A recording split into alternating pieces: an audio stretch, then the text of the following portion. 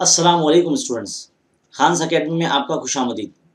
उम्मीद है आपने हमारा जो बास्केटफुल मूनलाइट का जो उर्दू एक्सप्लेनेशन है वो ज़रूर देखा होगा। अब इस हिस्से में, इस वीडियो में आप जो हमारे सवालात है, जो वर्कशॉप है, एप्रिसिएशन है, जो एक्टिविटी है, वो हम इसमें करने वाले हैं। तो चलिए शुरू करते हैं, इसको शुरू से आखिर तक देखते रहिए। यहाँ पर साइड में सबसे पहले सवाल पूछा गया है कि what does the poet wish to get from the moon and why? The poet wished to get the basketful or two basketful of moonlight because he wants to sow the seeds of moonlight on the sides of the path. ये इसका answer होना चाहिए। तो इसको सुनकर video को रुकाते हुए आप इसको लिखिए। अगला सवाल है, Why is the road from the city to the village dangerous? यानी शहर से गांव तक का जो फासला है वो खतरों से भरा क्यों है? तो इसका जवाब कुछ इस तरह से होना चाहिए कि the road is dangerous because it is tough and full of snakes and scorpions. देखिए यहीं पे लिखा है, the road is tough and full of snakes and scorpions. अगला सवाल है, Why does the poet want his father home early? जो शायर है वो क्यों चाहता है कि उसके वालिद जल्दी क्यों आ जाए घर? तो उसका जवाब होना चाहिए कि because the poet wants to hear the fairy tales and the stories from him. अगला सवाल है, how do you spend your evening time with your family members? आप अपना शाम का जो वक्त है अपने घर वालों के साथ किस तरह से बिताते हैं? तो ये जो जवाब है ये आपको खुद से देना है। आपको जुमले बनाने आना चाहिए, खुद से लिखते आना चाहिए। आपको इस तरह से लिखना चाहिए कि I spend my evening time by watching TV show, daily soaps and cartoons and doing homework and doing chit chat with my family. इस तरह से आपको छोटे छोटे जुमले बनाने हैं जिससे आपका जो है जवाब मुकम्मल हो जाए और आपको मार्क्स भी मिल जाए। चलिए आगे बढ़ते हैं, वर्कशॉप में आते हैं। यहाँ पे क्या बोला गया है? सबसे पहले complete the following sentence with the help of the poem. Poem की मदद से आपको ये जो चार खानापुरी है वो मुकम्मल करनी है। The child wants to sow small moons of light from city to village.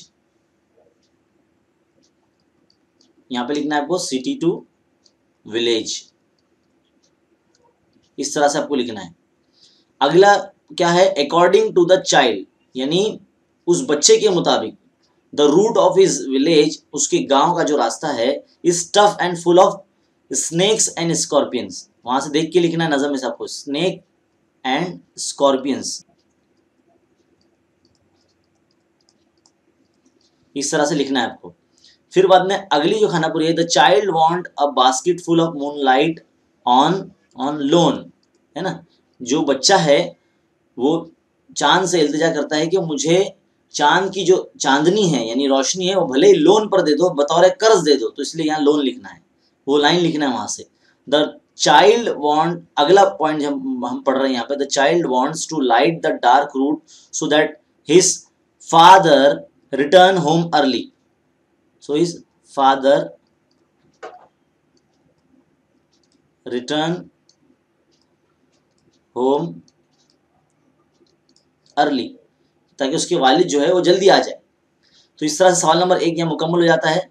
अब सवाल नंबर 2 यहाँ पर बोला गया है कि write down the describing words used from the following nouns, यानी जो मुंदरजिल ये जो इसमें लिखे गए नाम लिखे गए इनके साथ में डिस्क्राइबिंग वर्ड जो लफ्ज है वो लिखना है। जैसे कि यहाँ पे मून्स के लिए क्या लिखा है? स्मॉल स्मॉल मून्स इस्तेमाल किया, तो इस तरह पे लिखेंगे स्मॉल, है ना।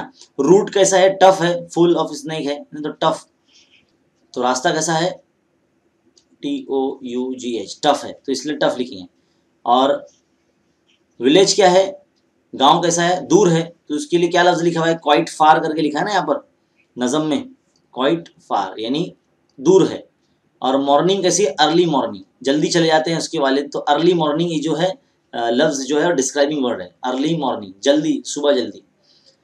अच्छा, सवाल नंबर 3 अब हल करने जा रहे हैं हम। सवाल नंबर 3 क्या बोला गया है? The child in the poem want to solve the problem of his village. जो बच्चा है वो अपने गांव की जो मुश्किल है वो ख़त्म करना चाहता है,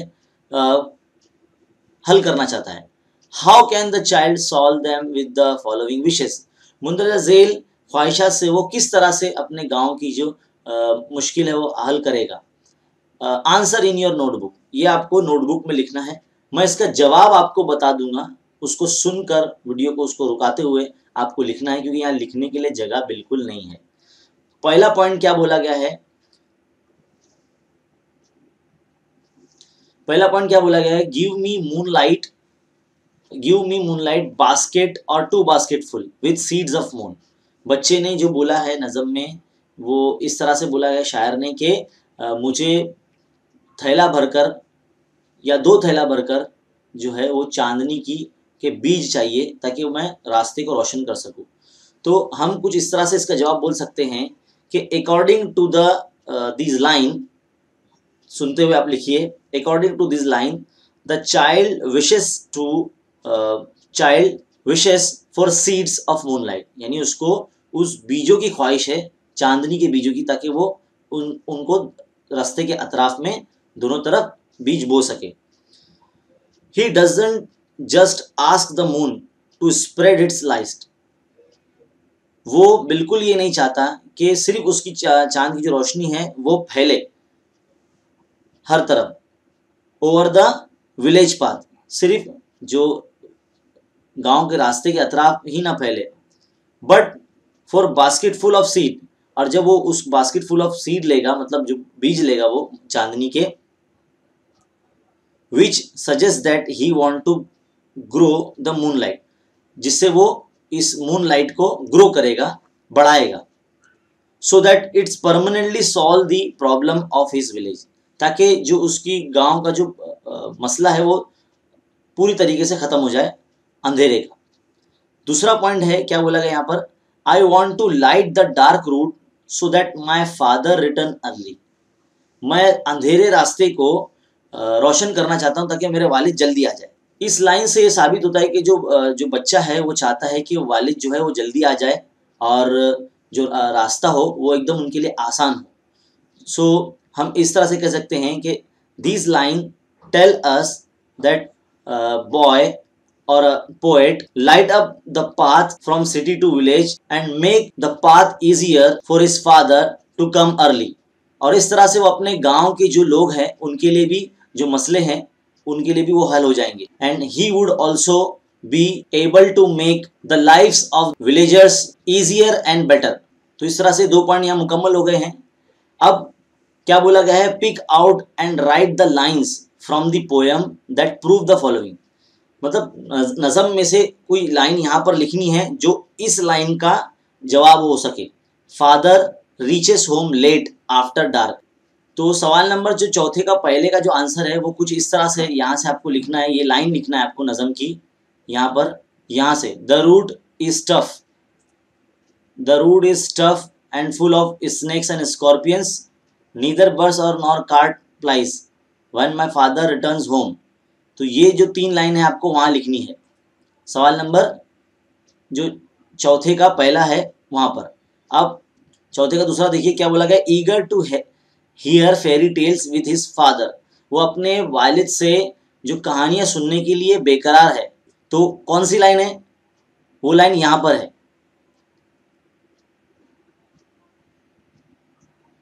I too want to hear fairy tales and stories from him। ये लाइन आपको लिखना है।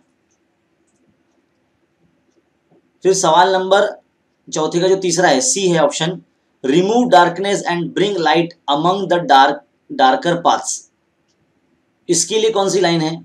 इसके लिए ये लाइन है, I want to light the dark route so that my father return early, ताकि मेरे वाले जल्दी आ जाए। तो सवाल नंबर चौथे का जो सी है वो यहाँ पर इस तरह से 3 सवाल यहाँ मुकम्मल हो गए। अब देखिए क्या बोला गया सवाल नंबर 5 में, write as many words as you can using full as a suffix. देखिए लाहेका यानी सफिक्स यानी लाएगा यानी लफ्ज के आखिर में लगाना है फुल। तो ऐसे कितने लफ्ज आप लिख सकते हैं? तो ब्यूटीफुल है, मीनिंगफुल है, स्किलफुल है, ऐसे बहुत सारे लफ्ज आप है ना बना सकते हैं। यूजफुल है, सक्सेसफुल है, वंडरफुल है, यहाँ पर सब आप लिखिए लफ्ज। कलरफुल है ना, पावरफुल है, जॉयफुल, तो ये सब आपको लिखना है यहाँ पर। तो हम एक दो आपके लिए लिख देते हैं, बाकी आप खुद से लिखिए, है ना।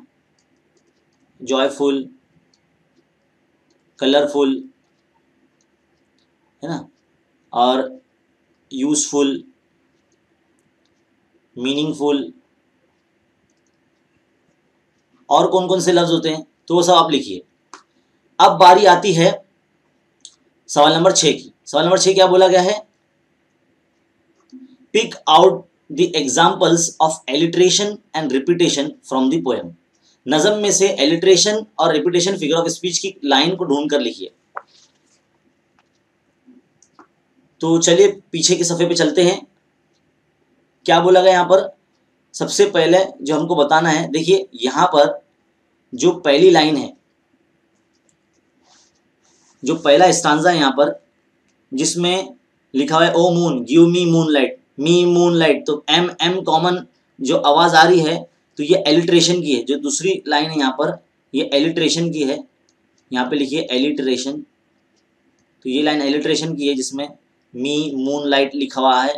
फिर बाद में दूसरी भी लाइन है, तीसरी भी लाइन है बास्केटफुल और टू बास्केटफुल, है ना। तो बास्केट बास्केट का जो बी है ये बार बार सुनाई देता है ना। फिर इसके बाद जो है city and village, city to village, ये जो दो जो है एक दूसरे के जिद अल्फाज है। सिटी यानी शहर, विलेज यानी गांव, तो ये एंटीथेसिस माना जाएगा,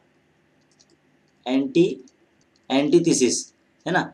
फिर उसके बाद है on the side of the path I want to sow many small small moon. देखो ये लाइन है स्मॉल स्मॉल मून वाली, स्मॉल स्मॉल इसमें रिपीट हो रहा है। हमने जब पढ़ाया था आपको तब भी हमने आपको यहाँ लिखवाया था। तो ये भी जो है वो रिपीटेशन वाला है, इसमें जो लफ्ज है पूरे वो रिपीट हो रहे हैं, तो इसके लिए हम रिपीटेशन के लिए यहाँ पे लिखेंगे रिपीटेशन। तो ये रिपीटेशन वाली लाइन है। और फिर इसके बाद अगली लाइन है the whole village goes to the city, पूरा गांव जो है वो शहर चला जाता है कमाने के लिए। तो पूरा गांव चला जाएगा तो मतलब जो गांव है वो खाली हो जाएगा। तो ये कुछ ज़्यादा एग्जैजरेशन वाली बात है, बड़ा चढ़ा के बोला जा रहा है, तो इसके लिए इसको हाइपरबोल बोलेंगे। तो यहाँ पर हाइपरबोल आपको लिखना है, हाइपरबोल, है ना। तो ये जो है बहुत सारी यहाँ पर फिगर ऑफ स्पीच का इस्तेमाल किया गया है। और भी आगे हैं जो हमने आपको बताया था जब नज़म हमने पढ़ाई थी आपको। चलिए सवाल नंबर 6 यहाँ मुकम्मल हो जाता है। अब बारी आती है सवाल नंबर 7 की। सवाल नंबर 7 में क्या बोला गया है? Right an appreciation of the poem. Appreciation सवाल नंबर 3 में बोर्ड एग्जाम में आता है और 5 मार्क्स के लिए आता है, बहुत इंपॉर्टेंट होता है। तो इसके लिए हम आपको इस नज़म का एप्रिसिएशन अब आपको लिखा रहे हैं। तो सेकेंड पोएम का जो बास्केट फुल ऑफ मूनलाइट है, बास्केट फुल ऑफ मूनलाइट, इस पोएम का एप्रिसिएशन हम लिखा रहे हैं। तो इसमें 5 पॉइंट आते हैं। सबसे पहला आता है टाइटल। तो टाइटल क्या है? हमने आपके सामने लिखा basket full of moon light, है ना। पहला पॉइंट ये हो गया आपका। नंबर 2, दूसरा पॉइंट क्या है आपका? रहेगा poet, name of the poet. तो पोएट का नाम क्या है? सुनील शर्मा। क्या है? सुनील शर्मा, ये लिख दीजिए आप। आधे आधे पॉइंट मिल गए आपको। नंबर 3, इसके बाद है आपका राइमिंग स्कीम। राइमिंग स्कीम, अब एक बात आपको ध्यान रखना है, ये एक ऐसी नज़म है जो आज़ाद नज़म है, जिसे इंग्लिश में फ्री वर्स कहते हैं। इसमें कोई राइमिंग वर्ड नहीं है। तो इसके लिए हम यहाँ लिखेंगे फ्री वर्स, फ्री वर्स, है ना। यहाँ पर आपको 1 मार्क्स मिल जाते हैं। अब देखिए पॉइंट नंबर जो 4 है वो बोला गया है फिगर ऑफ स्पीच। बहुत से बच्चों ने बोला था सर फिगर ऑफ स्पीच बताते वक्त जो एप्रिसिएशन में आपको लाइन भी लिखना है क्या, या सिर्फ फिगर ऑफ स्पीच बताना है? देखिए फिगर ऑफ स्पीच ही बताना है, लेकिन अगर आप चाहते हैं कि आपका इंप्रेशन जो है आंसर शीट में अच्छा रहे तो इसके लिए आपको लाइन भी लिख देंगे तो चलेगा। बहरहाल फिलहाल हम यहाँ पर आपको बता रहे हैं, बहुत सारे हमने आपको लाइन टिक करा दी जा चुकी है, तो हम बता देंगे कि यहाँ पर एलिट्रेशन यूज़ किया गया है ना, रिपीटेशन यूज़ किया गया है, रिपीटेशन, फिर उसके बाद हाइपरबोल यूज़ किया गया है, हाइपरबोल, है ना। तो ऐसे बहुत सारे फिगर ऑफ स्पीच जो है वो यूज़ किए गए यहाँ पर। आखिरी जो है 5वां पॉइंट जो है सेंट्रल आइडिया, जिसे थीम कहते हैं, थीम या सेंट्रल आइडिया, इसके आपको 2 मार्क्स मिलते हैं इस पॉइंट के लिखने के। तो सेंट्रल आइडिया में इस पोएम में क्या आएगा? द पोएट इज आस्किंग, यहाँ लिखेंगे हम, the poet is asking for moonlight for his village because the path of village is dark and tough